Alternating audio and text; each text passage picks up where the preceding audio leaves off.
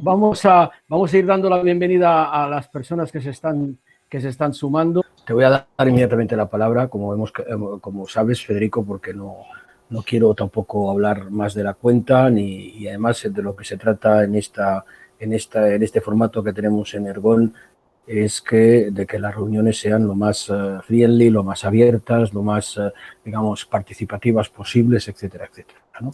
Entonces, simplemente, no te voy a presentar, porque en todo caso creo que ya te conoce todo el mundo y si quieres tú presentarte, mejor que te presentes tú a ti mismo. En cualquier caso, decirte que como Ergon estamos muy, muy satisfechos de que quieras participar y estar con nosotros en esta reunión y en este formato, que como casi todos ya sabéis, que es un formato que hacemos inicialmente una vez al mes, que es un formato, digamos, muy abierto, donde no hay prescripción previa, es una charla entre un grupo de amigos que trabajan y que tienen juntos y que tienen interés en una serie de problemáticas de carácter común.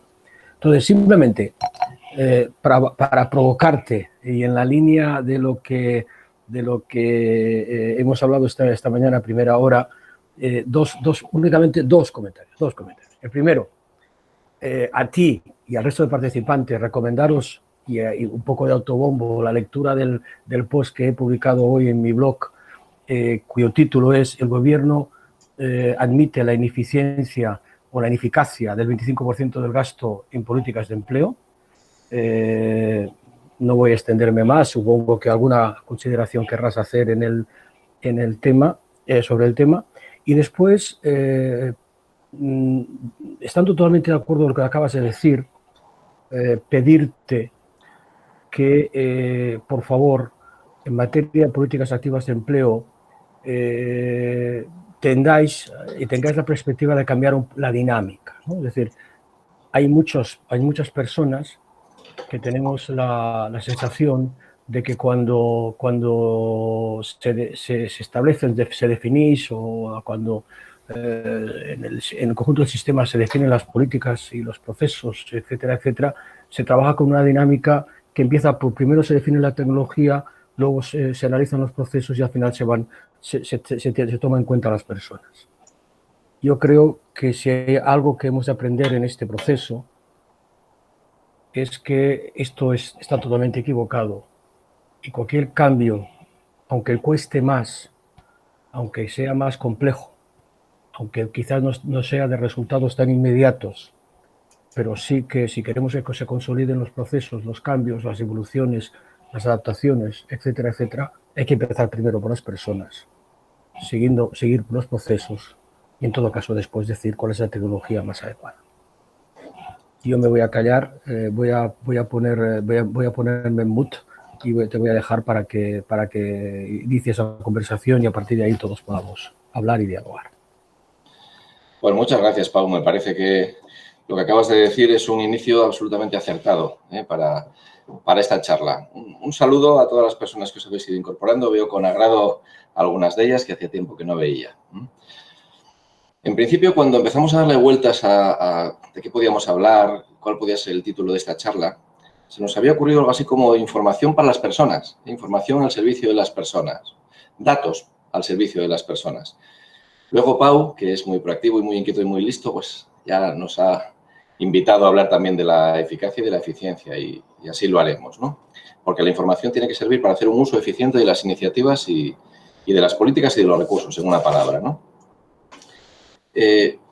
Nosotros compartimos mucha información. El seno del Sistema Nacional de Empleo comparte mucha información. En una administración transferida, realmente pocos ámbitos de esta administración comparten tanta información de manera tan estrecha y tan en directo como el Sistema Nacional de Empleo. Se comparte información en sanidad, se comparte información en justicia, se comparte información en educación, en servicios sociales se comparte poca todavía. Pero en empleo, curiosamente, se comparte mucha información producto de la gestión. Tenemos enormes cantidades de información. Fijaos, tenemos los datos personales, profesionales, académicos, prácticamente de todas las personas demandantes de empleo, millones de personas. Tenemos todos los datos resultado de la comunicación de la contratación. Cualquier empleador tienen la obligación de comunicar a su servicio público de empleo la contratación, los datos básicos de la contratación en los 10 días inmediatamente posteriores al inicio del contrato.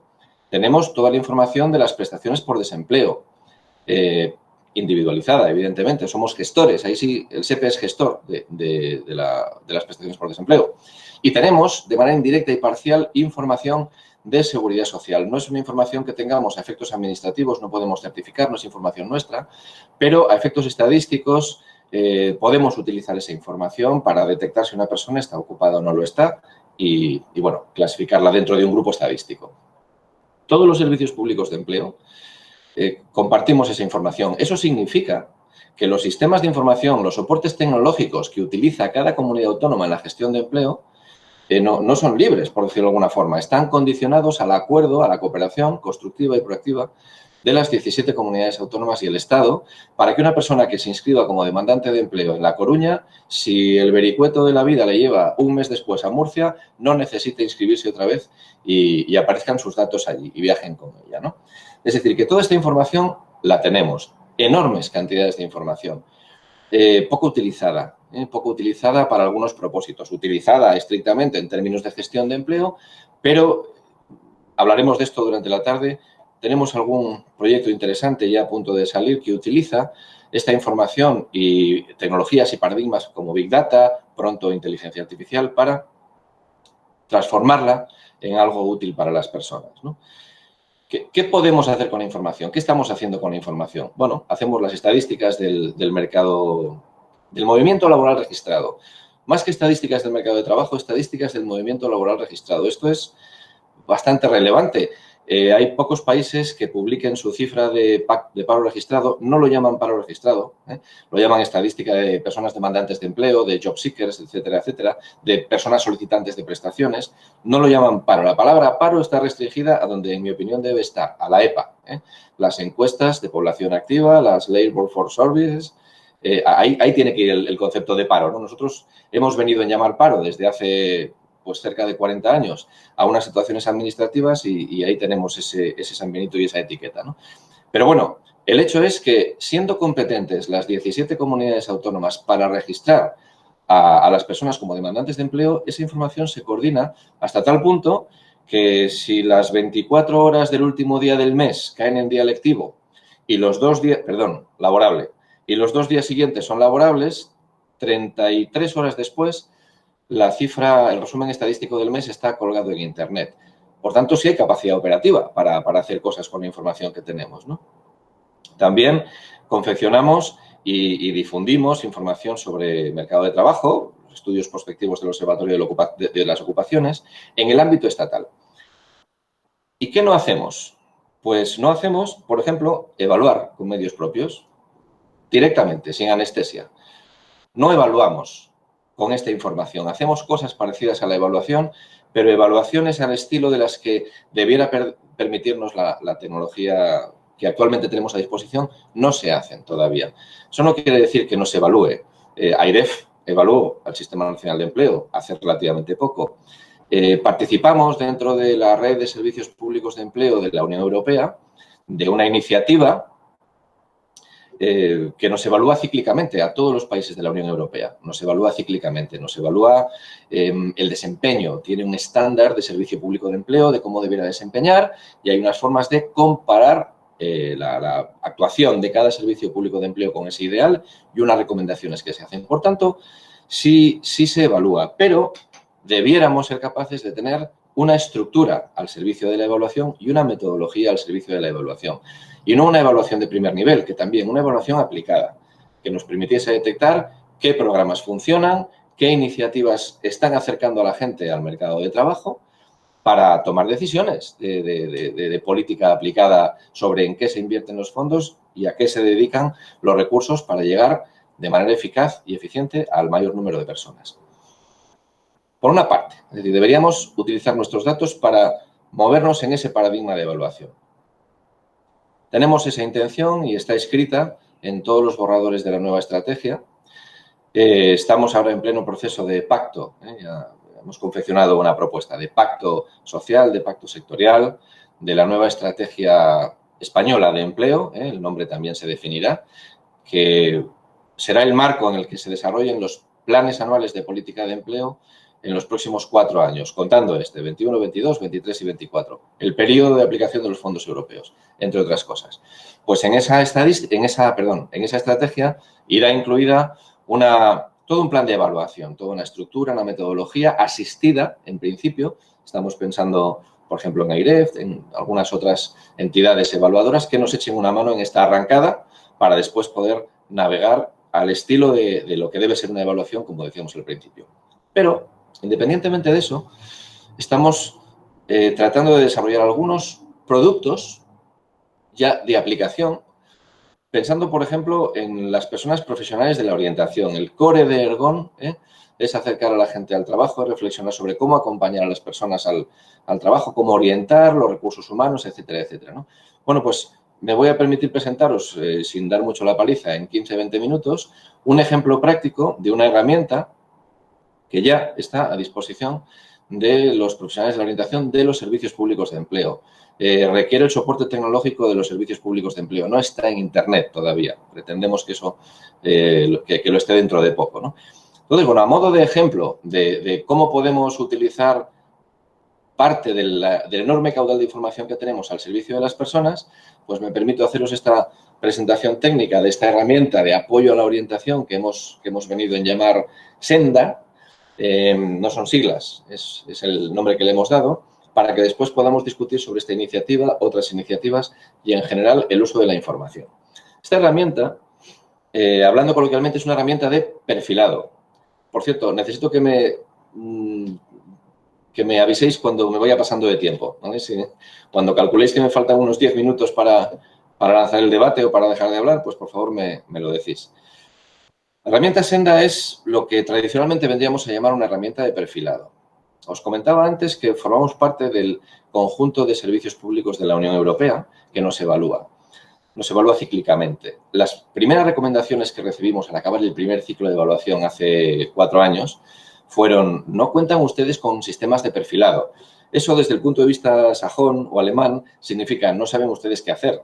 Cuando entra alguien en una oficina de empleo, realmente trabajan a golpe de inspiración. No hay una metodología a través de la cual ustedes puedan testar cuáles son las capacidades de esa persona, su distancia al empleo y, en consecuencia, como resultado de ese diagnóstico, tomar de su maletín de servicios una serie de actuaciones que darle a la persona. En tanto en cuanto no tengan ustedes este primer estadio, pues dudaremos de la eficacia, eficiencia o acierto de las medidas que ustedes programen.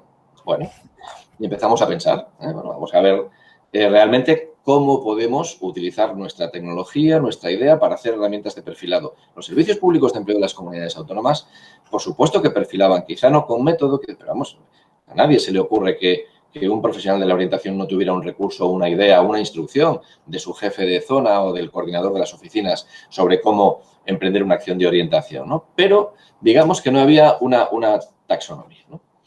Claro, si teníamos que hacer eso a nivel estatal, como SEPE nos encontrábamos con una dificultad. Nosotros no somos gestores de empleo. Quien realmente atiende a las personas y les proporciona servicios es el Servicio Público de Empleo de la Comunidad Autónoma. Entonces, digamos que no teníamos todo el circuito. ¿Qué hacemos? Hacemos un perfil estadístico de la persona, le asignamos una etiqueta con su nivel de empleabilidad y ya está. Y a partir de ahí que sea la comunidad autónoma la que trabaje. Bueno, cada comunidad autónoma tenía, quien más, quien menos, su pequeño proceso holístico, no solamente estadístico. Esta persona está a una distancia 7 del empleo, pero lo que precisa es sencillamente una renta, o lo que precisa es un poco más de higiene personal. No lo sé, es un decir, ¿no? El asunto es que desde el SEPE no podíamos limitarnos a esa primera fase de perfilado estadístico y había que hablar con la Comisión Europea y plantearle una idea distinta. Y la idea que tuvimos fue la siguiente. Con todo ese volumen enorme de información, sí podemos ubicar a la persona precisa que va a la oficina, podemos ubicarla estadísticamente en un grupo de personas de características similares a ella, con el patrón que queramos definir. Pero, sencillamente, si el identificador, el DNI de esa persona entra en nuestro sistema, el sistema tiene capacidad para ubicarla en un grupo de personas parecidas a ella. No solo eso, sino que el sistema tiene capacidad para rastrear perfiles de acciones, perfiles de atenciones que se hayan provisto a personas similares a esta. Puede ser un grupo de 50 personas, puede ser un grupo de 500.000 personas similares a ella. Siempre se podrá rastrear qué tipo de actuaciones, qué tipo de itinerarios, qué perfil de atención han tenido esas personas. Es más, se podrán correlacionar utilizando el Big Data esas trayectorias con inserciones en el empleo y se podrá ver qué perfiles o qué patrones de atención se asocian, se correlacionan más, o bien con regresiones logísticas o bien con regresiones de otro tipo, con episodios de inserción en el empleo. Lo que perfilamos entonces son atenciones más que personas. Generamos un motor de recomendaciones. Por el motivo que sea, personas similares a la que usted tiene delante, señor orientador, se han insertado un 10% más si el perfil de atención ha sido A o B o C. Olvídese de otros que no han dado resultados o le sugerimos que no aplique otros que no han dado resultado. Bueno, esto era hasta cierto punto innovador. Este motor de recomendaciones, además, respeta la iniciativa y el conocimiento del orientador, que puede hacer caso o puede sencillamente darse cuenta de que esas recomendaciones no aplican en la persona a la que está atendiendo. Pero esta fue la idea motor que llevamos, ¿no? Bueno, digámoslo así, la vendimos bien, la comisión dijo que adelante y la OCDE se ha ofrecido a evaluarla. Entonces, lo que os voy a presentar es básicamente el frontis de este motor de recomendaciones, esta pequeña simulación que veremos ahora, para que sepáis en qué estamos, los servicios públicos de empleo, y para que veáis un ejemplo de aplicación de nuestra gran cantidad de información al servicio de la atención práctica a las personas, ¿no? ¿Te puedo pedir que no estés más de 10 minutos? ¿15? Que pase el PowerPoint en 15 minutos, ¿no, Pau? Venga. O 10. Venga, vamos a... Si puede ser, yo a los 10 te avisaré y luego tú ya cortas, ¿vale? Estupendo, muy bien. Bueno, vamos allá. ¿Veis la pantalla? Perfectamente. Muy bien, antes he tratado de maximizarla y nos hemos perdido. Entonces, la vamos a dejar en este modo. Vamos a ir sencillamente... Federico, se ve perfectamente. Muy bien, como veis, hay un guiño aquí ya corporativo en la presentación. Bueno, como la vais a tener a vuestra disposición, voy a pasar rápido por las primeras diapositivas, ¿de acuerdo? Bueno, operativamente la pantalla que se encuentra en el orientador le permite introducir el DNI de la persona. Insisto, este soporte, el soporte en el que se ofrece esta herramienta, es la intranet de los servicios públicos de empleo. Digamos que todavía no está a disposición de entidades colaboradoras o de las personas. Tenemos la idea de que en el año 2022 una versión de esta utilidad pueda estar en Internet a disposición de las personas para que cada persona haga su propio perfil. La pantalla muestra una serie de datos personales y muestra las ocupaciones, las 6 ocupaciones que la persona solicita. En los servicios públicos de empleo, cada vez que se inscribe una persona puede solicitar incluso 6 ocupaciones. Aquí las tenéis. Bueno, se puede ver también los servicios que ha recibido esa persona, las atenciones, también su nivel de idiomas. Y, a continuación, ya se le ofrece el menú de recomendaciones, bueno, de la estructura de la aplicación al orientador. Hay un primer bloque en el que el orientador va a poder ver estadísticas relacionadas sobre todo con las ocupaciones que pide la persona, necesidades formativas vinculadas con esas ocupaciones, orientaciones, recomendaciones y orientaciones adaptadas al momento en el que estamos viviendo. Esto es nuevo y es novedoso. Estas dos primeras son, digámoslo así, estáticas. No hay inteligencia artificial, no hay Big Data al servicio de esta información. Esta es información, digámoslo así, clásica. Para las orientaciones, sí. Bueno, las estadísticas, a ver, no tienen interés que nos paremos en ellas. Se ve la evolución de las ocupaciones, de las contrataciones, de las demandas de empleo, etcétera, etcétera. Sí hay, pues bueno, una especie de... Yo lo vengo a llamar YouTube. Cuando tú pones una canción en YouTube o un vídeo en YouTube, por lo que sea, detecta que otros vídeos han visto personas que han visto también ese. Bueno, pues aquí se enseña qué ocupaciones piden personas que tienen una experiencia laboral parecida, también qué ocupaciones piden otras personas que solicitan las mismas ocupaciones y también qué ocupaciones piden otras personas que tienen un nivel de formación similar.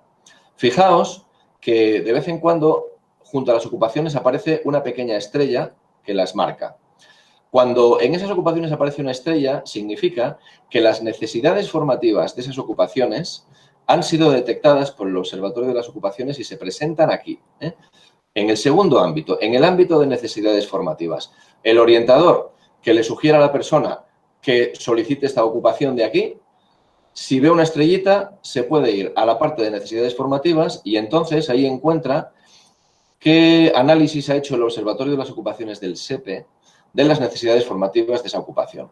Mirad, yo os invito a que le echéis un ojo. Es un PDF de 1000 páginas, pero bueno, no hace falta leerlo todo, ni muchísimo menos. Entrando en la web del SEPE, hay un botón del Observatorio de las Ocupaciones que conduce a este informe, el informe de prospección y detección de necesidades formativas. Os cuento brevemente la estructura. Si el mapa de ocupaciones de España incluye, creo que son del orden de 502, me parece, ocupaciones a 4 dígitos, aproximadamente 150, 160 cada año se detectan como con buen comportamiento en el mercado de trabajo, con buenas perspectivas de empleo, a través de datos cuantitativos. El Observatorio de las Ocupaciones, que tiene una técnico en cada provincia, contrasta esa información con personas expertas del mercado laboral, del mundo académico, de la patronal, de sindicatos, etcétera, etcétera, y le pregunta directamente por las necesidades formativas de la ocupación. Esas necesidades formativas aparecen clasificadas en 3 ámbitos, digámoslo así. Son o bien transversales, o bien técnico-profesionales específicas, o bien en general de otro tipo, ¿no? Se pueden consultar. Esto los orientadores que han visto la herramienta esto lo han visto bastante útil porque por ejemplo, aquí tenéis un ejemplo, ocupación de recepcionista. Aquí aparecen listadas en lenguaje cotidiano y normal las necesidades formativas de esa ocupación. Cuando seamos capaces de vincular esto con acciones formativas, entonces habremos dado un paso de calidad.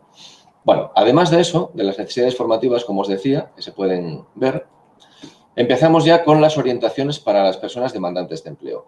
Estas orientaciones, estas recomendaciones sí que tienen que ver con el aparente éxito o la evidencia estadística de que algunas cuestiones están funcionando. Por ejemplo, si la persona ha sido ubicada en un grupo de similares que son, como en este caso, una mujer con nivel de estudios de secundaria, residente en la Comunidad de Madrid, con tal edad, con un nivel bajo de idiomas, que busca trabajo en toda España, pues bueno, de acuerdo a estos 6 parámetros, se encuentran, en este ejemplo creo que eran del orden de 500.000 personas parecidas a ella, quitando la residencia en la Comunidad de Madrid, y se miraba a ver qué perfiles de atención estaban más relacionados con un incremento de empleabilidad. Un incremento de empleabilidad, os cuento, medido con 2 parámetros.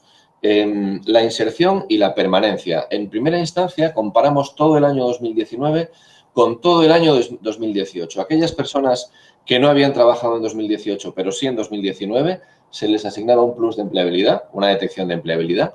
Y aquellas personas que habían trabajado un periodo X en 2018 y un periodo X más incremento de X en 2019, habían trabajado más tiempo, también se consideraba que habían incrementado su empleabilidad y se rastreaba a ver qué tipo de recomendaciones se le habían hecho a esas personas. Bien, pues el orientador le sugiere una serie de ocupaciones que incrementarían su empleabilidad en estos porcentajes que aparecen aquí y al orientador también le aparecen un tipo de atenciones que tiene en su maletín que en principio están correlacionados con una mayor empleabilidad de la persona.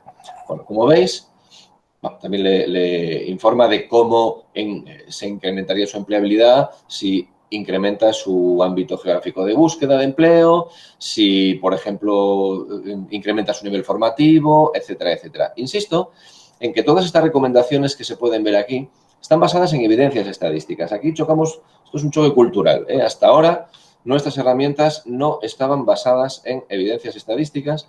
Esta es la primera vez que lanzamos esto. De momento está siendo bien recibido. Voy un poco más rápido para acabar. Mirad, orientaciones post-COVID. Evidentemente, si a un orientador las recomendaciones que le ofrece la herramienta están basadas en la comparación de lo que sucedió en 2019 versus lo que sucedió en 2018, bueno, pues estamos haciendo un pan con unas tortas. ha cambiado por completo de manera dramática la situación en el mercado laboral y una herramienta que aspire a recomendar al orientador lo que puede sugerir, pues tiene que tener esto en cuenta. Bueno, en lugar de tomar una comparativa de 2019 con 2018, empezamos a comparar qué pasaba en periodos deslizantes del año 2020.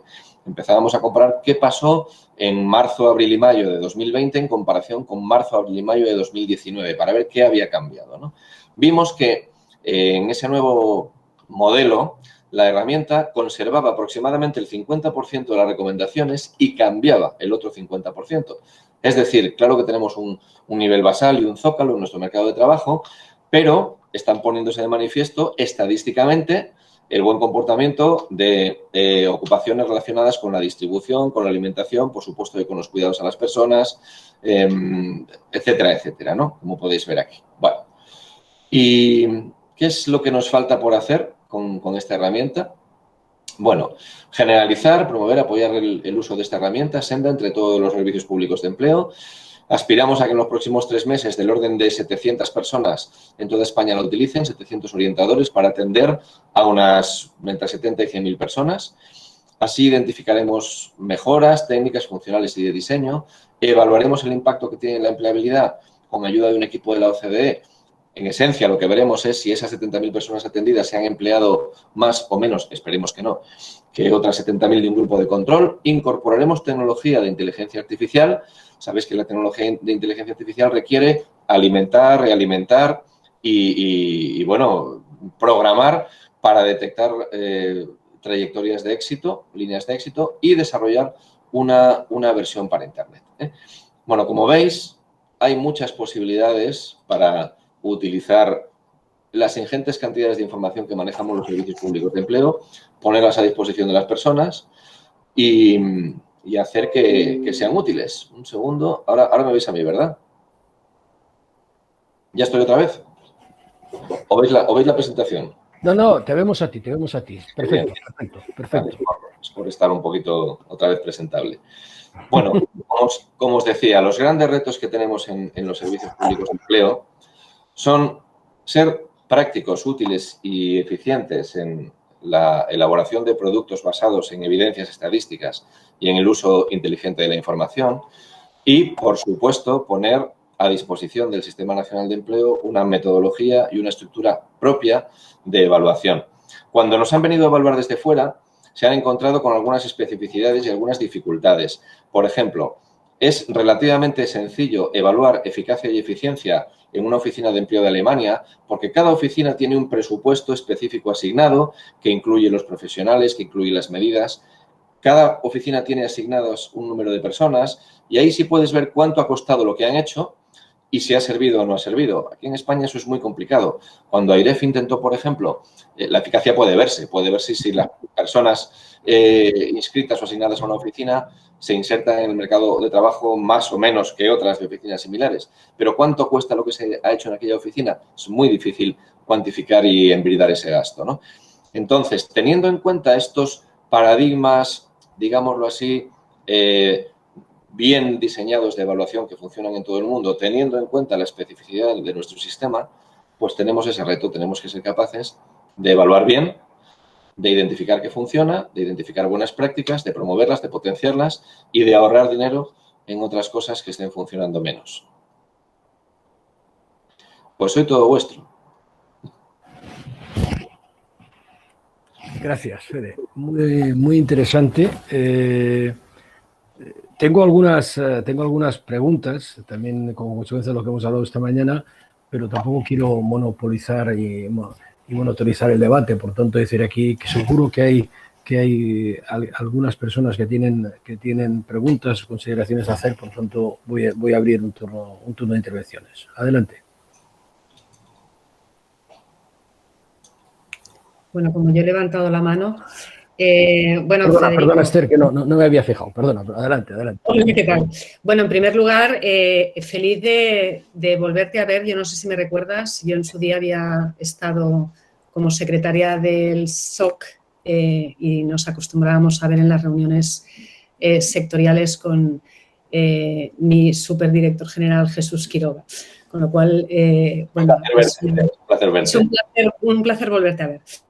En segundo lugar, felicidades por esta aplicación y por lo que nos has estado contando, porque realmente uno de los grandes retos de los servicios públicos de empleo es integrar todas sus políticas y, por tanto, a partir de buenos diagnósticos de necesidad y a partir de el despliegue y la implantación de una cultura del dato, tanto en origen como en medición de impacto, cómo ajustar el ingente volumen de dinero que destinamos a políticas activas de empleo, que en muchas ocasiones, precisamente porque no tenemos esa cultura, caen en saco roto, con lo cual es una triste desgracia. Dicho esto, y bueno, como soy insaciable, digamos, desde un punto de vista de evolución, cuando yo te escuchaba, decía, qué bien, porque esto va a ser una herramienta de eficiencia para los servicios públicos de empleo, pero que me da la sensación de que está diseñada precisamente desde la mirada y para interés de los servicios públicos de empleo, que no necesariamente significa que obedezcan a todos los intereses de los usuarios finales. Entonces, en temas de orientación, para mí hay un tema crítico y que realmente me obsesiona, y es que estamos en un punto en el que prácticamente todos los demandantes de empleo viven absolutamente atrapados por su pasado. Es decir, dónde han trabajado, qué funciones han desarrollado y en qué proyectos han participado, cuando en muchas ocasiones esto no es fruto de su influencia directa o de su capacidad o potencialidad directa.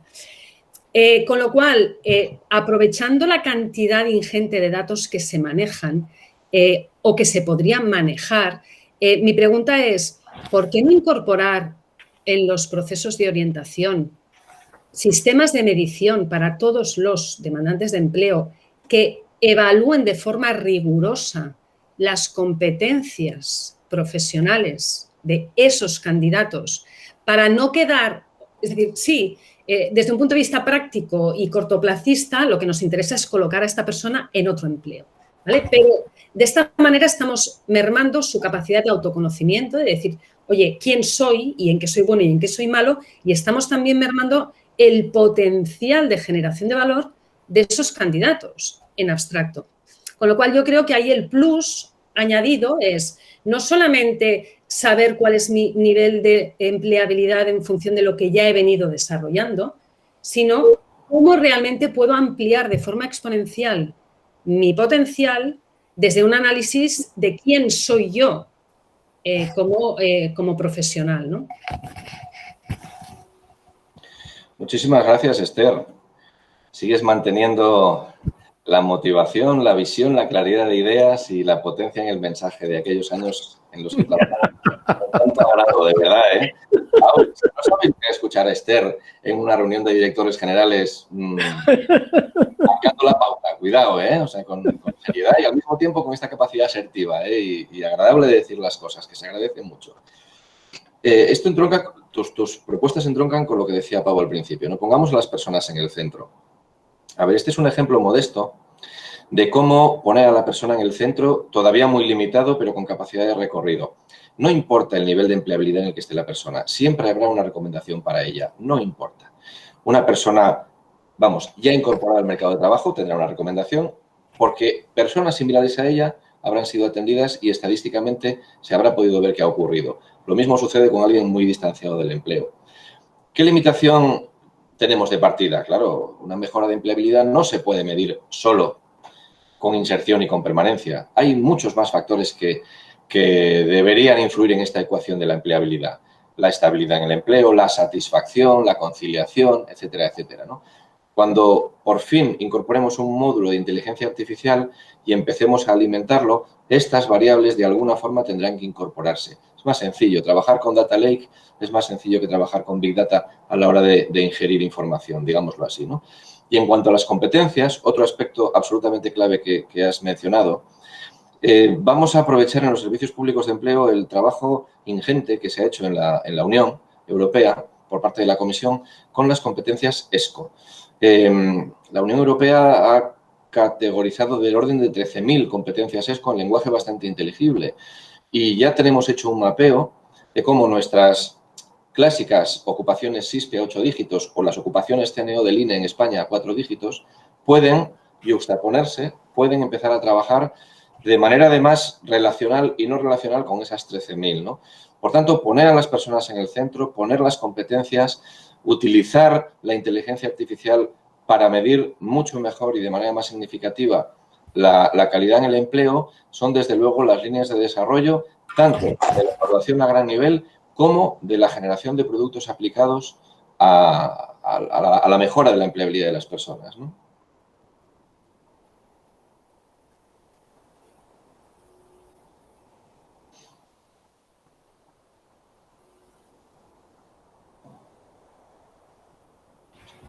Nadie quiere intervenir, nadie levanta la mano. Yo levanté la mano, Pau. Perdona, pues adelante, Javier. Hola, Fede. Quería hacerte una pregunta muy del origen de datos. Mira, en los debates de Ergon, una de las frases que ha quedado es: estamos en una situación donde hay menos empleo y más trabajo.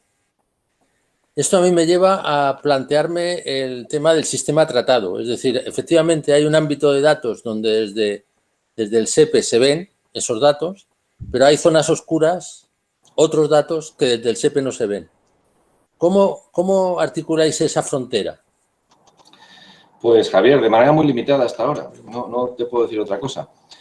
A ver, tanto en el diagnóstico, en la primera intuición de qué ocupaciones están mostrando mejor comportamiento en el mercado de trabajo, como en la medición de la inserción y la durabilidad, sobre todo utilizamos los datos de las comunicaciones de la contratación. Tenemos que ingerir datos de seguridad social y tenemos que ingerir datos de otro tipo pronto en Data Lakes para romper ese techo, porque efectivamente es un condicionante muy importante. ¿Qué pasa con las zonas oscuras? No las detectamos y tenemos ahí un reto y una limitación. Incorporamos una parte de contraste cualitativo a nuestro análisis del mercado de trabajo cotidiano. Las personas expertas a las que entrevistan nuestros técnicos del Observatorio de las Ocupaciones en las provincias son del orden de 500 en toda España y a lo largo del año se pueden hacer del orden de 2.000 entrevistas aproximadamente o encuentros, ¿no? Ese peine cualitativo sí nos ayuda mucho porque se detectan algunas de esas sombras en esas entrevistas, ¿eh? Pero es cierto que a la hora de consolidar esa información cualitativa con un despegue cuantitativo que nos permita alimentar motores de inteligencia artificial, tenemos ahora mismo una dificultad. Efectivamente, la tenemos.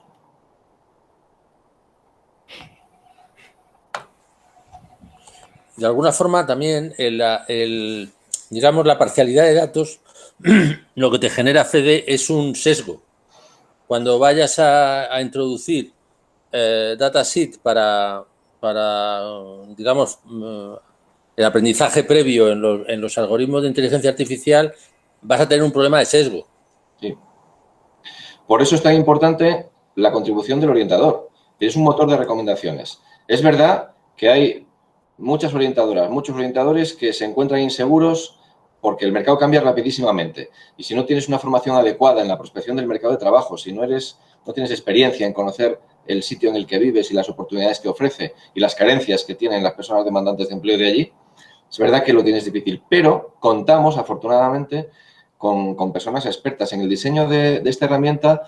Han intervenido del orden de 50 orientadores y orientadoras senior de prácticamente todas las comunidades autónomas que se han peleado y han discutido para meter aquí algunas cosas, ¿no? Efectivamente, va a ser muy importante alimentar la herramienta con el contraste del profesional. Bueno, la herramienta me ha generado estas 5 recomendaciones. 3 están bien, pero estas 2, por favor, olvidaos y además vienen de este sesgo, ¿no?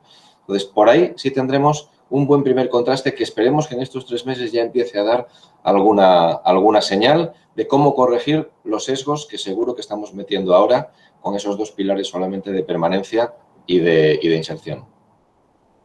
Jaime, habías levantado la mano, ¿verdad?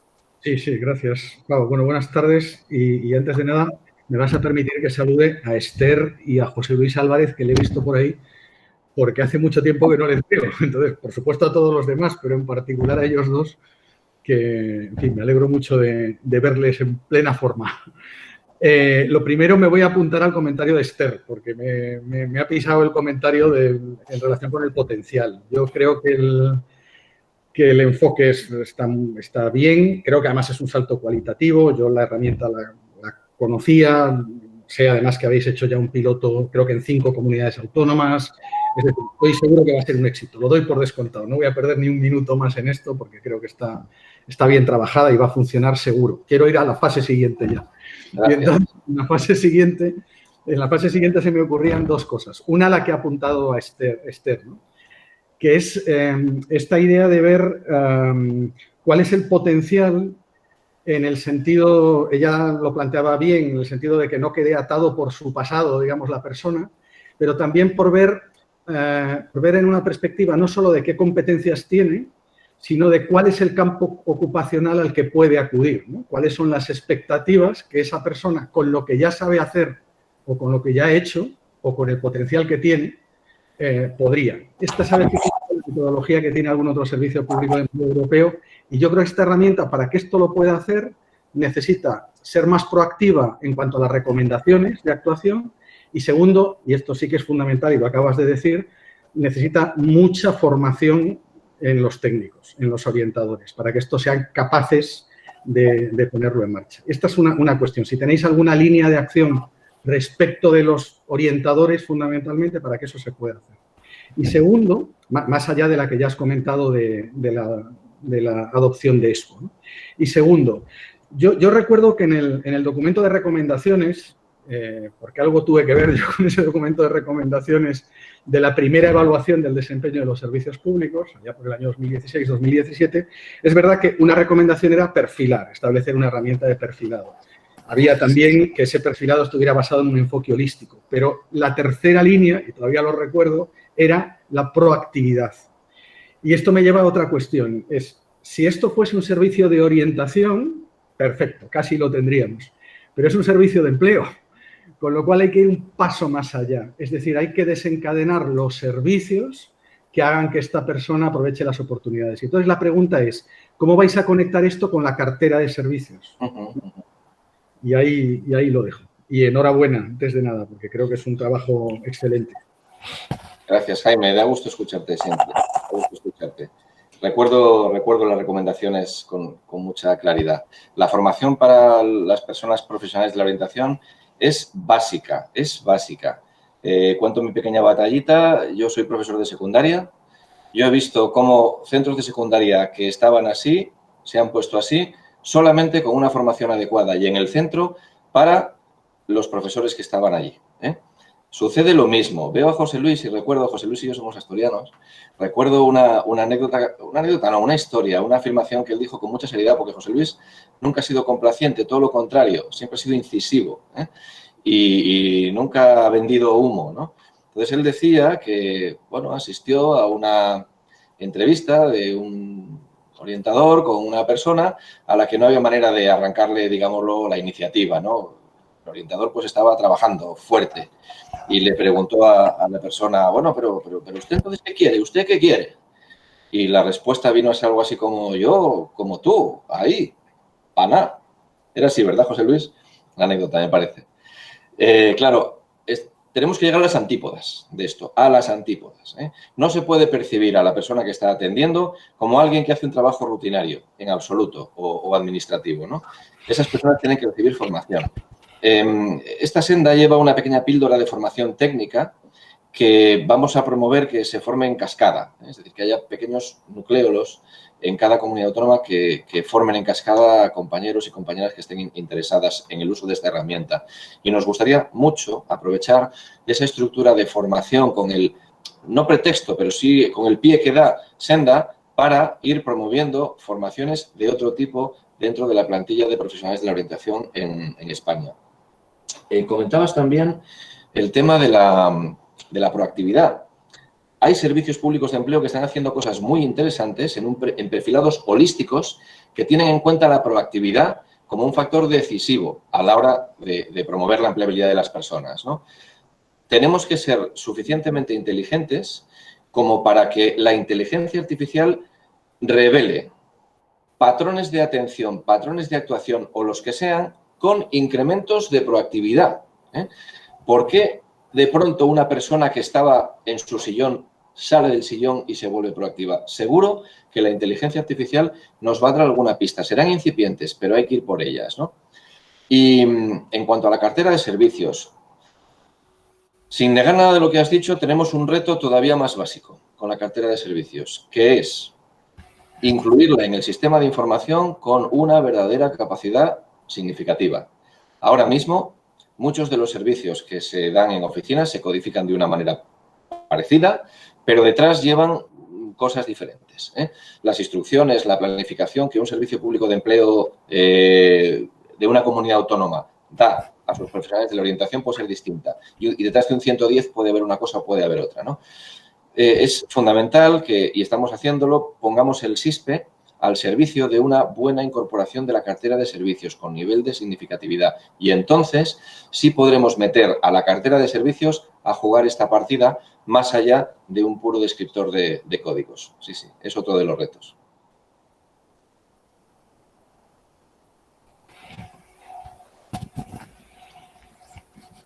Más preguntas, más cuestiones.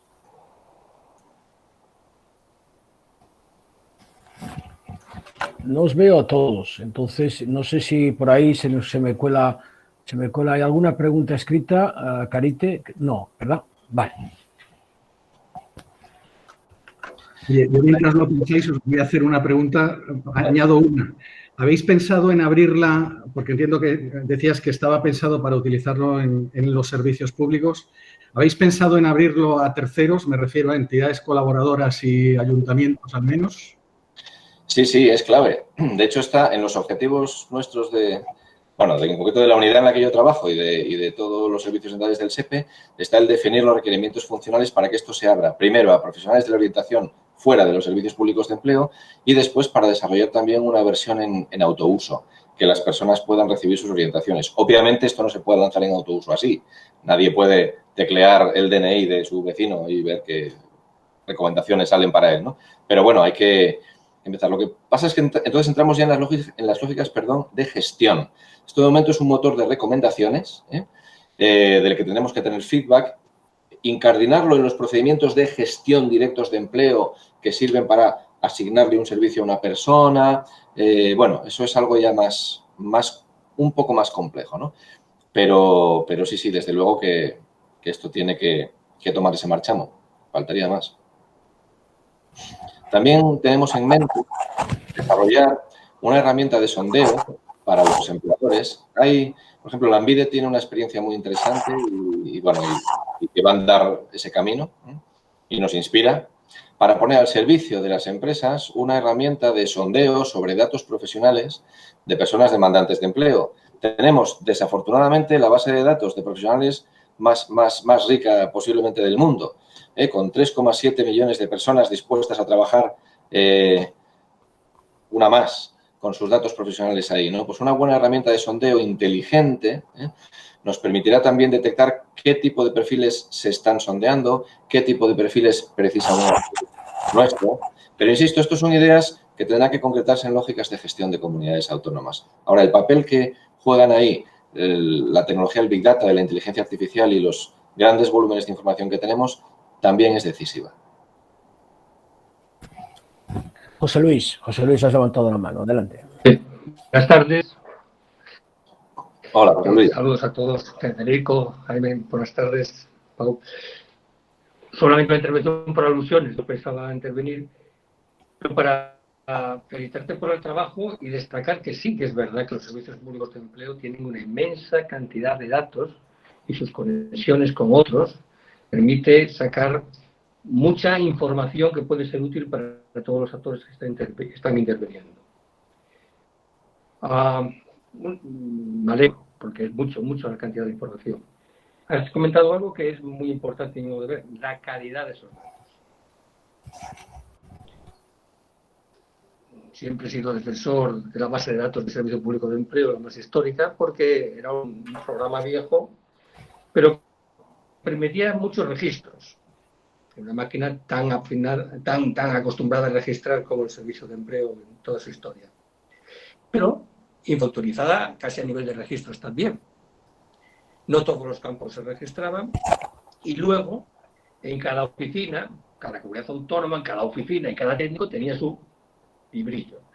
Ahí es necesario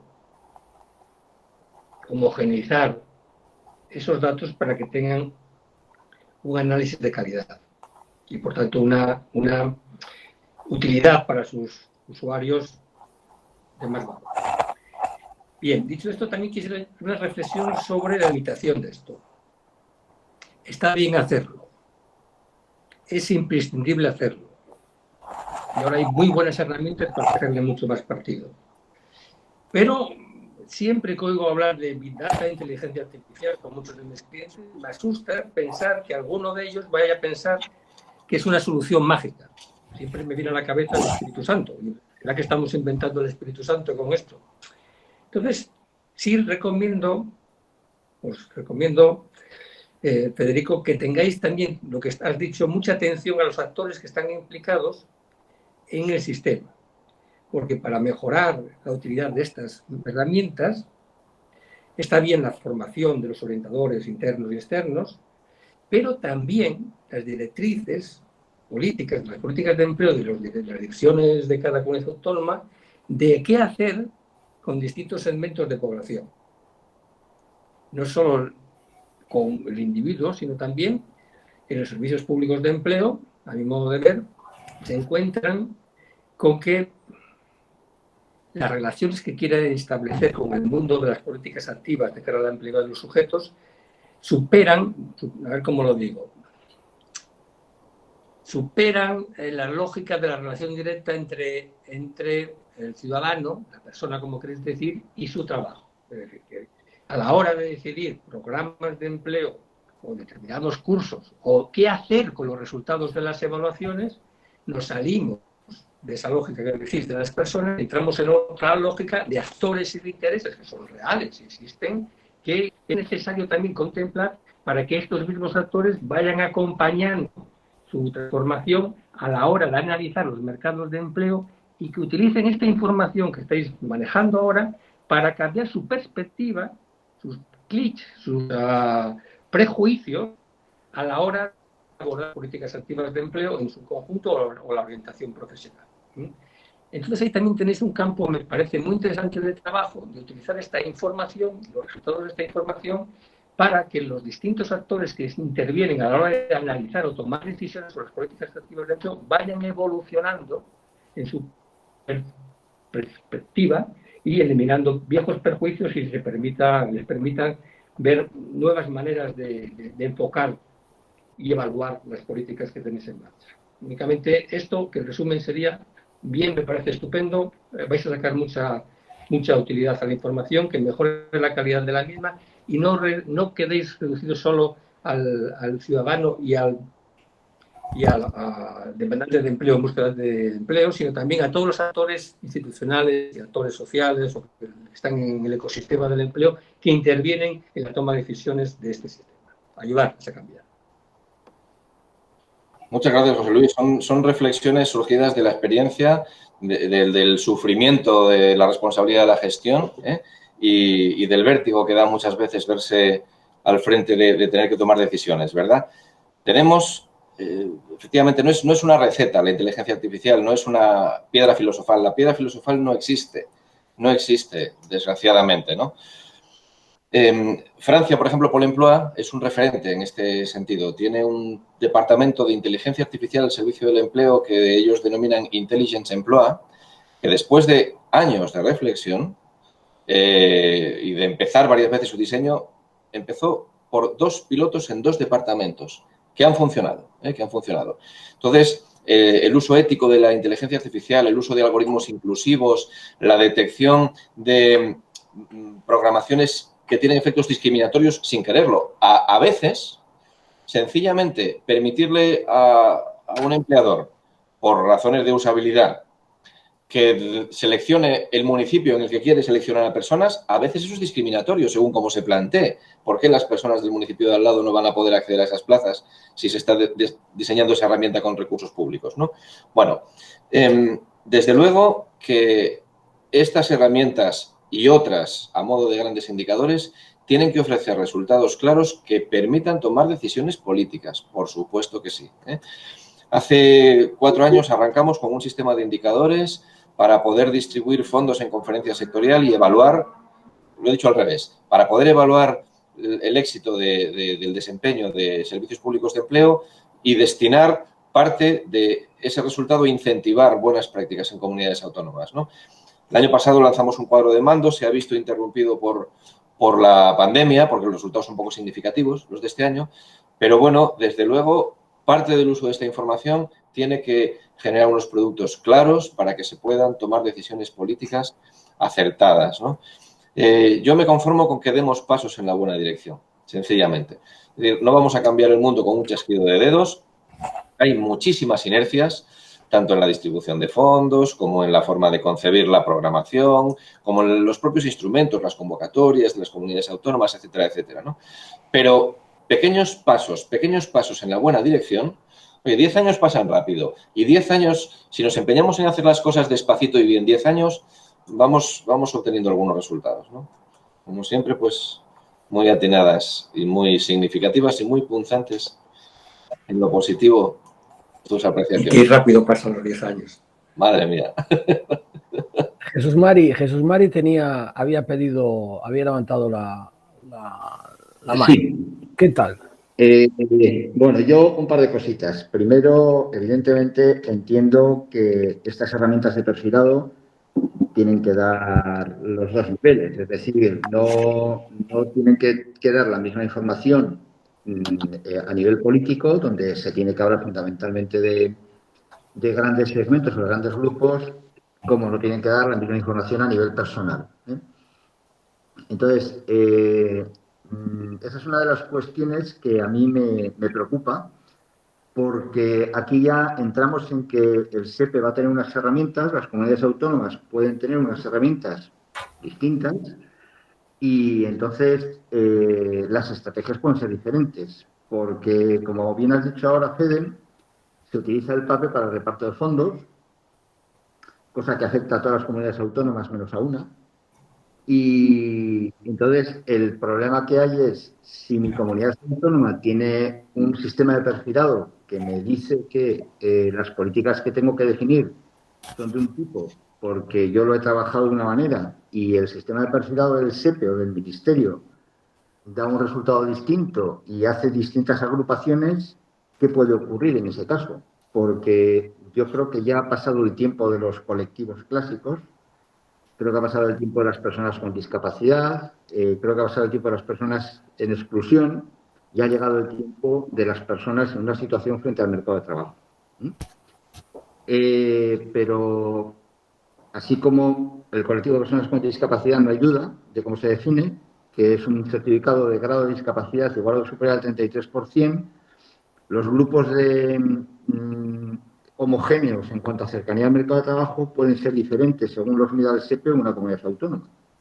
Entonces, ¿cómo tenéis pensado pues analizar o definir ese tipo de cuestiones que se acaban traduciendo en dinero, que es el gran problema, claro? Pues por supuesto en conjunto, Jesús Mari. Ya sabes que ahí soy poco dudoso. La conferencia sectorial, es decir, la representación territorial es la que tiene el voto en la distribución de fondos, por ejemplo, ¿no? Y en más cosas en conferencia sectorial. Pero yo soy un firme defensor del Estado autonómico, de las competencias transferidas, e incluso de un tercer nivel de descentralización, podríamos hablar, ¿no? Información compartida, gestión transferida.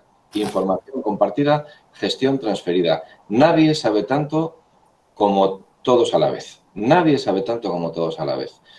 Los sistemas de gobernanza, en este caso del Sistema Nacional de Empleo, son en mi opinión, excesivamente farragosos. El Consejo General del Sistema Nacional de Empleo está compuesto por 80 personas. Las comisiones permanentes funcionan de aquella manera. Ejemplos como el SISPE, por ejemplo, debieran tomarse en cuenta. ¿Cómo es posible llegar a acuerdos operativos que afectan tecnológicamente a 18 administraciones en común? Hay ejemplos de que estas cosas se pueden hacer, ¿no? Entonces, lo que son las evaluaciones de impacto, las evaluaciones de modelo, todo esto debe hacerse en cogobernanza, pero en cogobernanza de la de verdad, en cogobernanza sin miedo en absoluto a que salgan resultados distintos en un sitio o en otro. Ya encontraremos la manera de interpretar lo que nos dice la información, ¿no? Pero desde luego, vamos, yo ahí soy radicalmente defensor de un Estado cuanto más descentralizado, mejor. Que el nivel de competencia esté en quien conoce su mercado, quien conoce su gestión, quien conoce su cercanía. Cuanto más, mejor. Y ahí tenemos que ser capaces de utilizar todas estas herramientas. No hablo de Senda, hablo de todos los recursos que nos ofrezcan, sobre todo Big Data y inteligencia artificial. Francia, un Estado centralista, ya nos lo muestra, para poder andar ese camino, ¿no? He citado antes a la ANVIDE porque la ANVIDE es inspirador. Los foros de buenas prácticas son muy enriquecedores y funcionan. Hemos mantenido estos años media docena de encuentros de compartición de buenas prácticas. De uno de ellos, en concreto, salió el espaldarazo para que colegiadamente diseñáramos Senda, y ese es el paradigma que tenemos que seguir. No podemos pretender tener el conocimiento quienes, primero, no lo tenemos y, segundo, corremos el riesgo de frenar iniciativas que sí funcionan. Carite. Ahora, bueno, pues muchísimas gracias. Yo la verdad es que he estado reflexionando bastante, da mucho para pensar por quiénes sois, o sea, porque estamos hablando de un volumen de datos tremendo, muy importante y da vértigo, o sea, da vértigo. Dos reflexiones que me han surgido que creo que pueden aportar valor y que creo que has sido muy valiente cuando has dicho es vuestro turno y darme y quiero aprender, así que van por ahí, ¿vale? Bueno, la primera es que cuando se hacen prototipos y se dice funcionan, o cuando se hace una innovación y se dice funcionó, es lo de menos que funcione o que no funcione, porque estoy segura que nunca funciona tal y como se diseñó. Entonces, lo importante es aprender. Cómo se ha aprendido en el camino, y en ese sentido Senda nace con una vocación de evolución muy necesaria, porque hemos hablado de calidad del dato, Jaime hablaba del 2.0, la siguiente versión, Esther. Entonces, yendo un poco ahí, lo importante es lo que aprendamos, lo que se aprenda, eso es fundamental. Has hablado de evaluar es importante para aprender. Y esto ligado a la segunda reflexión que pongo encima de la mesa, es cuando hablamos de dato no es información, dato es dato.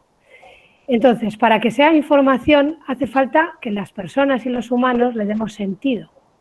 Entonces, ¿qué dinámicas se van a aplicar para dar sentido a esos datos? Y hablamos de ética y incorporar mucha diversidad y mucha humanidad ahí.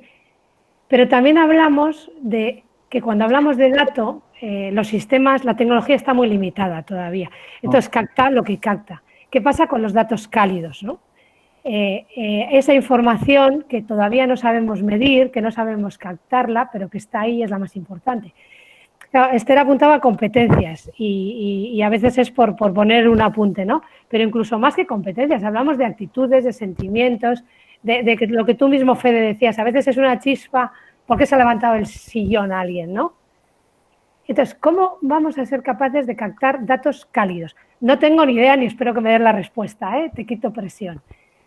Pero creo que esto es muy importante, creo que esto es el gran reto de la tecnología y creo que esto solamente lo podemos hacer los humanos. Entonces, en la medida que abramos herramientas como Senda a que cualquiera desde su sofá interactúe y el sistema inteligente aprenda, esto podrá llegar a ser útil, pero tener mucho trabajo por delante. Yo creo que aquí, pero felicito porque a mí me ha sorprendido la valentía del SEPE a meterse en estos fregados. Os habéis remangado y dicho, venga, vamos.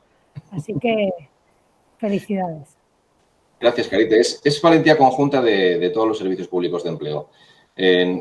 Nos ha correspondido a nosotros llevarnos los primeros palos de la comisión y las primeras sugerencias y luego convencer a la comisión de qué cosas podíamos hacer y qué cosas no podíamos hacer. completamente de acuerdo en lo que has dicho del funcionamiento y del aprendizaje. ¿Funcionan las cosas? Bueno, las cosas funcionan en el sentido que se ponen en marcha. La utilidad, pues bueno, incluso el mismo concepto de utilidad va cambiando con el tiempo.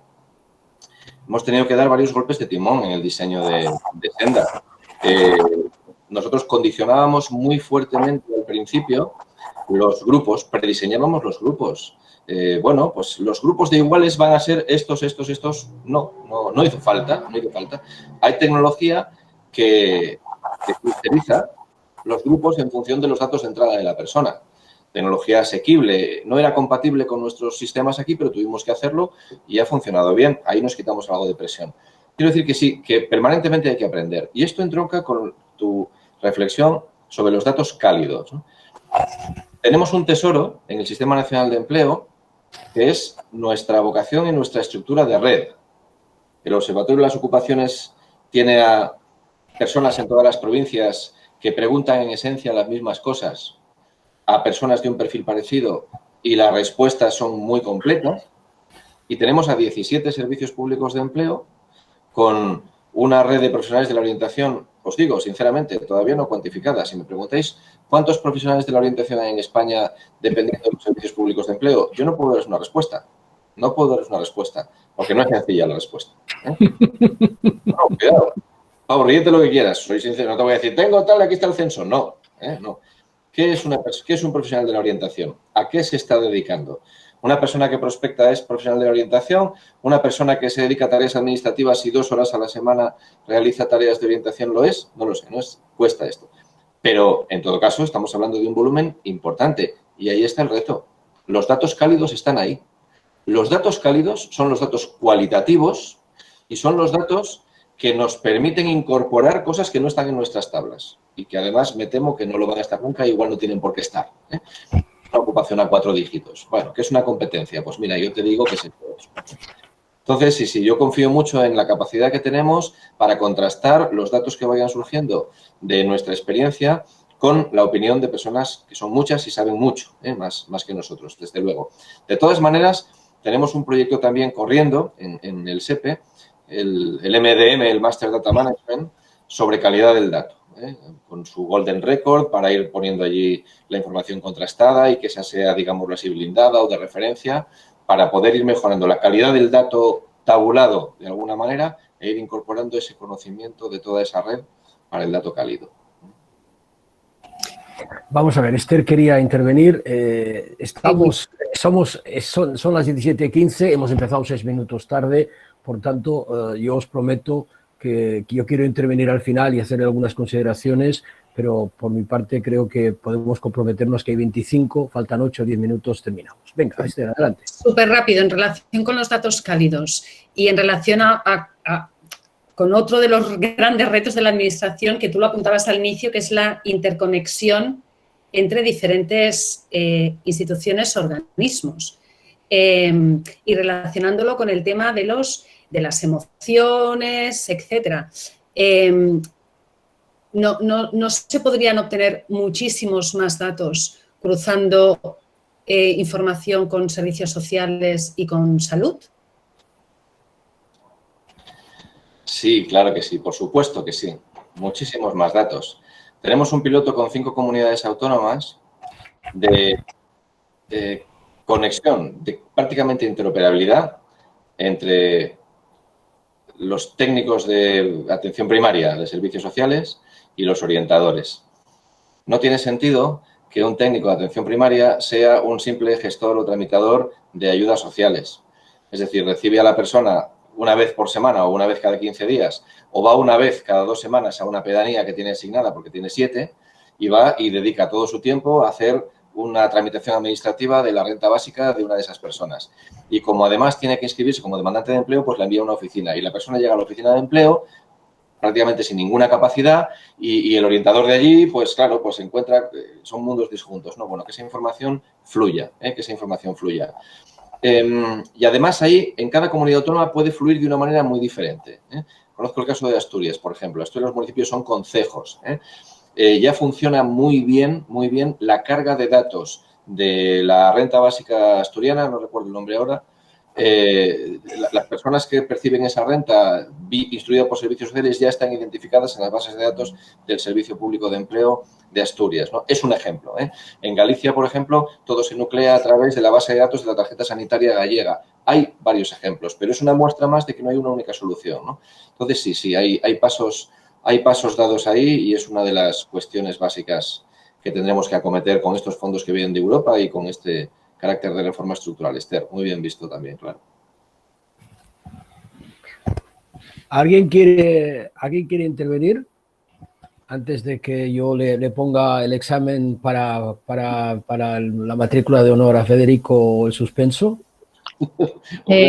Pau, a lo mejor yo meto siempre gambas y voy un poco despistada con las cosas que os quería comentar, quizá porque yo no vengo del mundo de los recursos humanos Almudena, preséntate un poquito porque quizás hay algunas personas que no te conocen. Vamos a ver, yo represento a la Confederación Nacional de Centros Especiales de Empleo, que son empresas de diversos sectores y servicios que tienen en común que gestionan plantillas en las que el 70% de las personas tienen una discapacidad, igual o superior al 33%. Entonces, bueno, también es reconocido que estas empresas y estas entidades se benefician de una serie de políticas activas y de una serie de ayudas y subvenciones para la integración de este colectivo.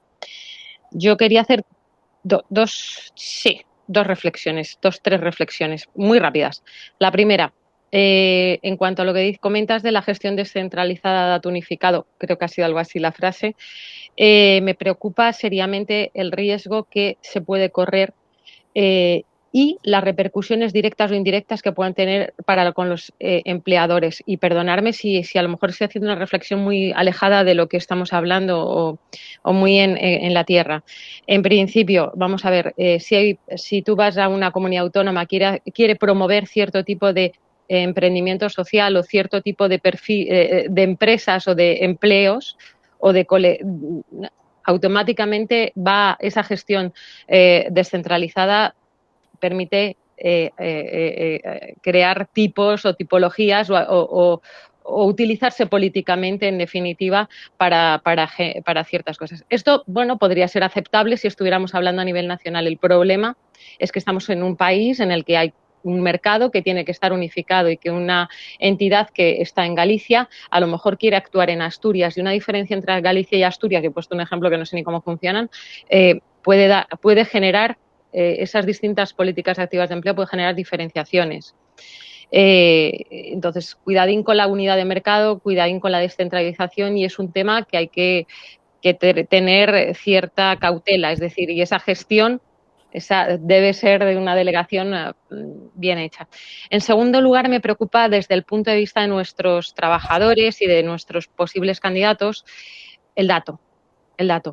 Hablamos de datos de personas especialmente sensibles, y no solamente las personas con discapacidad, son personas normalmente los que acuden a la oficina de empleo. A lo mejor tienes un colectivo de gente mayor de 50 años que no tiene por qué contarte por qué le han despedido de su anterior empresa, o que no tiene por qué contarte que es que resulta que le han detectado el SIDA y que no quiere decir dónde vaya a llegar que tiene SIDA. Entonces, eso es muy complejo de gestionar. Es más, muchas personas de estas, ponte por caso, llegan al centro especial de empleo y porque llevan su certificado de discapacidad. Y cuando le decimos nosotros, oye, por favor, vas a seguir para que yo pueda acceder a las subvenciones, me tienes que dar el informe médico y te tengo que hacer darte unos servicios de ajuste personal y social que me exige como colaborador, entre comillas, de la administración. Y me dice esta persona, no los quiero y no te quiero dar ese dato. Entender que las personas somos personas y tenemos el derecho a nuestra privacidad, ¿vale? Entonces, ese tema me preocupa. Es necesario a esa persona concienciarla de que está beneficiándose en el sistema de unas ayudas a su colocación y, por tanto, ha de colaborar con el sistema y no exigirle datos a los cuales no esté dispuesto a facilitar, y al revés, prefiera quedarse en su gueto y no integrarse en el mercado laboral antes que dar ese dato, ¿vale? Esa es una segunda reflexión. Y ya, eso, la colaboración del afectado, ¿vale? He dicho unas cosas un poquito en la tierra y a lo mejor me equivoco de lo que estábamos hablando, pero muchas gracias.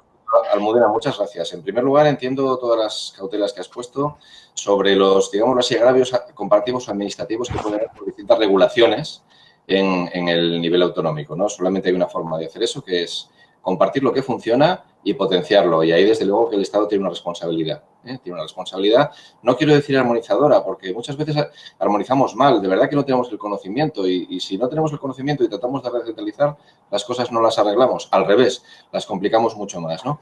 La cautela está bien puesta y, desde luego, que hay que estar muy pendientes de qué funciona y, a lo mejor, poder estandarizar algunas de esas cosas que funcionan, ¿no? La confidencialidad de los datos, absolutamente, por supuesto, la calidad del dato, vamos, es que no tenemos posibilidad de hacerlo de otra manera. Los datos de personas con discapacidad, por ejemplo, tienen el máximo nivel de protección y ahí no nos podemos saltar, ¿no? Y en cuanto a la gestión del empleo, a ver, el principio que tenemos que seguir con las personas que tienen alguna discapacidad es que cualquier persona puede trabajar si el puesto está correctamente adaptado, ¿eh? Ese es el principio. El problema no lo tiene la persona, el problema lo tiene la administración o la iniciativa empresarial que tiene que crear las condiciones para que esa persona pueda trabajar. Eso debe ir guiado por, como sabes muy bien, el dictamen de capacidades de la persona. Y debemos conseguir una gestión bien coordinada de ese dictamen de capacidades. Que en el ámbito de empleo las comunidades autónomas y el Estado estemos operativamente bien vinculadas, puede permitir una vinculación 2 a 2 en cada comunidad autónoma que aproveche ese mismo anillo. Es decir, si el dictamen de capacidades entre la administración competente en discapacidad en una comunidad autónoma funciona bien con el ámbito de empleo de esa comunidad autónoma, esa información podrá garantizarse, o sea, podrá compartirse con todas las garantías y esas personas podrán intermediar en un mercado mucho más amplio y salir de ese riesgo de gueto o de guetización que puede haber. Jesús Mari. Bueno, yo muy rápido. A mí esto me daría para estar un par de horas o 3, Almudena. Seguro, pero tienes 2 minutos. Sí, calla, déjame acabar. Bueno, ya sabéis que este es un tema que me apasiona, ¿eh? Lo sabéis los que me conocéis. Sabéis que es un tema que me apasiona por haber estado durante mucho tiempo trabajando con personas con discapacidad y haber aprendido muchísimas cosas de ellas. Simplemente yo propondría que uno de estos diálogos fuese en temas de discapacidad, no sé con quién, ni cuándo, ni cómo, pero propondría que fuese.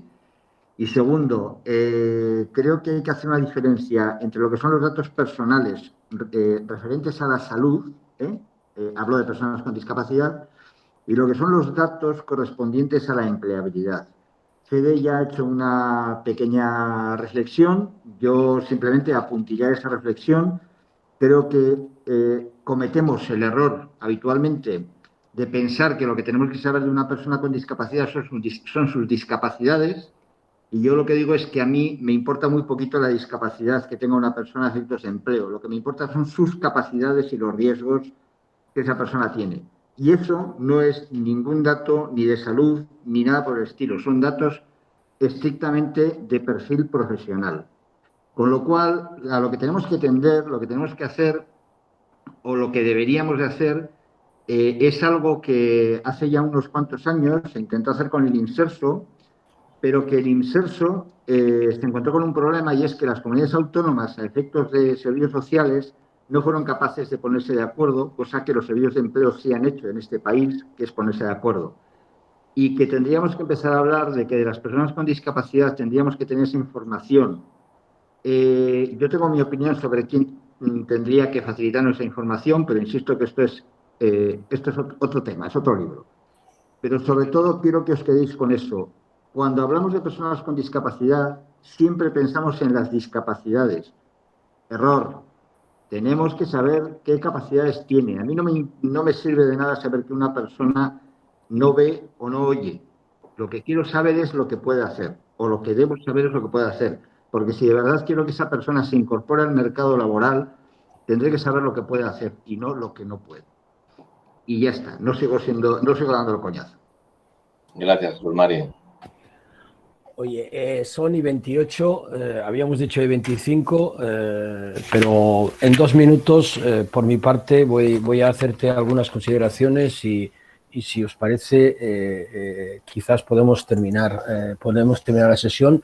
Y pienso que han surgido algunas ideas, empezando por la que planteaba Jesús Mari, de que nos motivará o planteará la necesidad de hacer nuevas conversaciones como esta en otro entorno. A ver, a mí me preocupan las cosas a nivel estructural, y a nivel estructural básicamente me preocupan dos cosas. Una, ¿cómo se interrelaciona esto entre un SEPE que desde mi punto de vista tiene una función de gestión, de promoción, de estadística respecto a las comunidades autónomas que son las que realmente gestionan las políticas activas? Y por tanto creo que en la línea de lo que el propio gobierno acaba de decir en el documento que yo cuestionaba esta mañana en mi blog y que todos estos, es decir, es necesario mejorar la coordinación. No he estado nunca como Esther, como tú, como Jesús, como Jaime, como entiendo que José Luis, que Jesús Mari, en una reunión de coordinación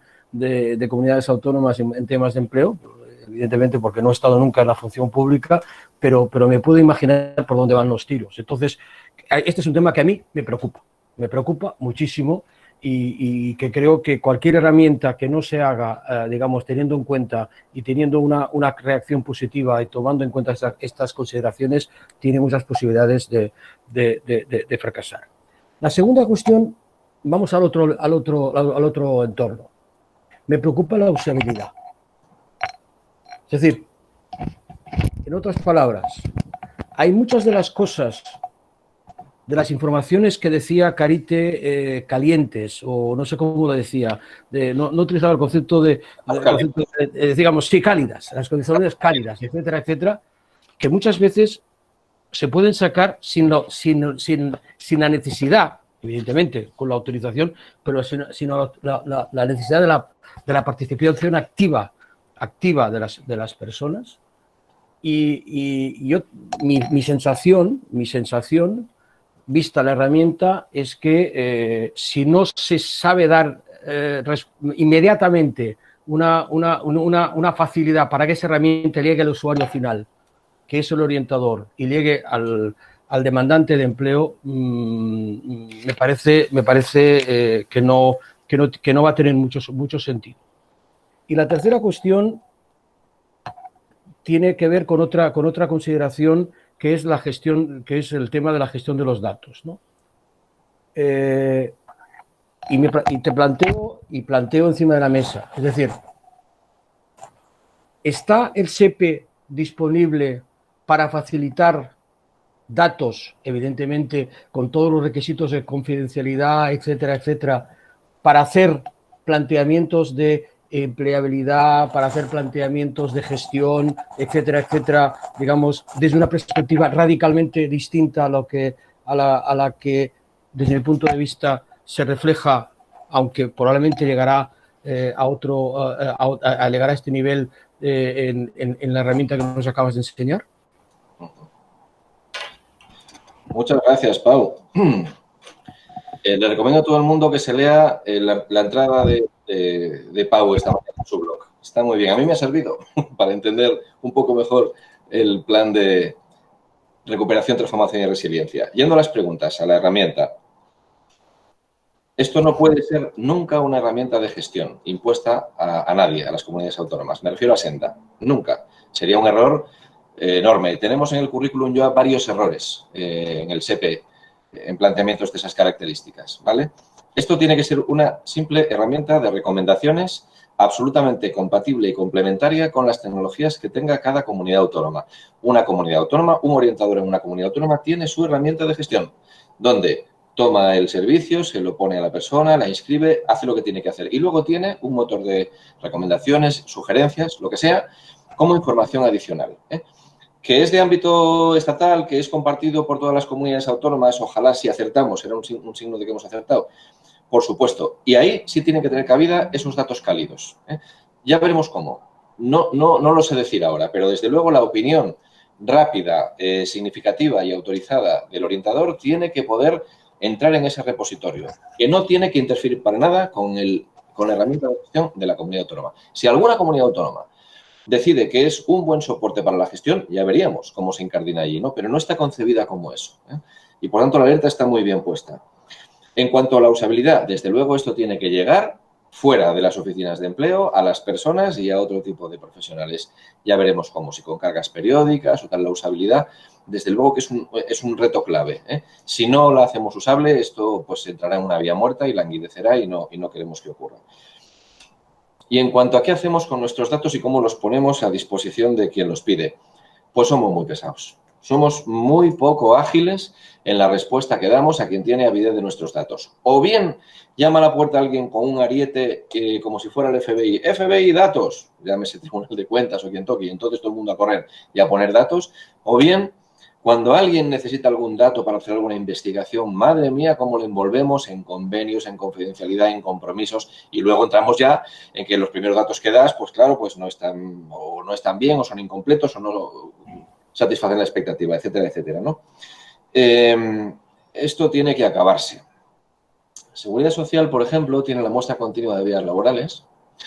Es del orden del 1.000.000 de registros correctamente anonimizados y además bien enlatados en forma de ficheros planos que las personas usuarias pueden utilizar en el mundo académico o investigador o quien sea y casi las enlatan. Nosotros aspiramos a que ese mismo esqueleto de muestra continua de vías laborales se complete con un volumen parecido de datos de empleo, igualmente anonimizados. Hicimos en su momento la idea y la propuesta. Si antes, cuando éramos un ministerio, no salió, ahora que somos dos, si no nos lo meten por la oreja a instituciones europeas, que vamos a intentar que lo hagan, va a ser complicado. A mí lo que me gustaría es poder tener los datos de todas las personas trabajadoras correctamente protegidos y con garantías, no ya una muestra, con sus datos de episodios de afiliación y a disposición de quien tenga que investigar o hacernos sugerencias, ¿no? ¿Es una utopía? Pues desgraciadamente de momento sí, ¿eh? Somos pesados en esto, somos muy pesados y no hemos todavía dado con la tecla de cómo poner a disposición de la comunidad nuestros datos de manera eficaz.